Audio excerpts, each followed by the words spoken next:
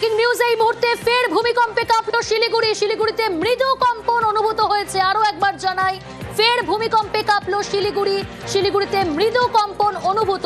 পার্থপ্রতিম রয়েছে টেলিফোন লাইনে। পার্থপ্রতিম, কখন ভূমিকম্প অনুভূত হলো, কম্পনের মাত্রা কি জানা যাচ্ছে? দেখো, এখনো পর্যন্ত যেটা আমরা জানতে পারছি, নর্থ সিকিমের মঙ্গনে কিন্তু উৎপত্তি স্থল রিক্টার স্কেলের তীব্রতা ছিল 4.1।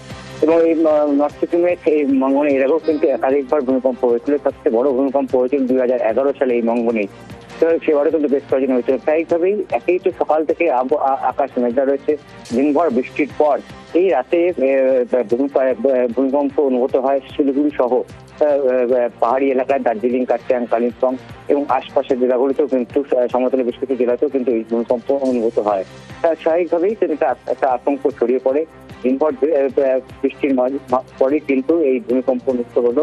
আবারও জানিয়ে রাখি যে এর উৎপত্তি স্থল হলো নর্থ সিকিমের মঙ্গন। 4.1 রিক্টার স্কেলের তীব্রতা ছিল।